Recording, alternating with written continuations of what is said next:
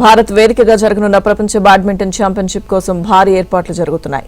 ఈ ఏడాది జనవరిలో జరిగిన ఇండియా ఓపెన్లో పావురాల కారణంగా మ్యాచ్కు 2 సార్లు అంతరాయం ఏర్పడడంతో ఈసారి అలాంటి పరిస్థితులు తలెత్తకుండా చర్యలు చేపట్టారు. స్టేడియంలోని వెంట్లను మూసివేయడంతో పాటు చెక్క తలుపుల స్థానంలో డబుల్ డోర్ వ్యవస్థను ఏర్పాటు చేశారు. పక్షులు లోపలికి రాకుండా అమెరికా నుంచి తెప్పించిన విషరహిత జెల్ను ఉపయోగిస్తున్నారు. అలాగే వేట పక్షులు అరుపులను అనుకరించే ప్రత్యేక యంత్రాలను కూడా ఏర్పాటు చేశారు. కోతులు, వీధి కుక్కల బెడదను నివారించేందుకు చర్యలు తీసుకుంటున్నారు.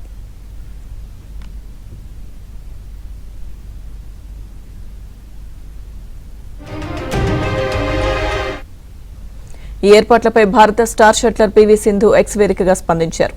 ఈ పరిష్కారం వింటే నవ్వు రావచ్చు, కానీ చేస్తున్న ప్రయత్నాన్ని మాత్రం మెచ్చుకోవాలంటూ సింధు ట్వీట్ చేశారు.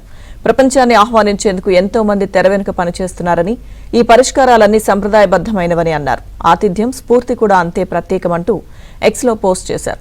బీడబ్ల్యూఎఫ్ కూడా స్టేడియంలో చేపట్టిన ఏర్పాట్లపై సంతృప్తి వ్యక్తం చేసినట్లు అధికారులు తెలిపారు.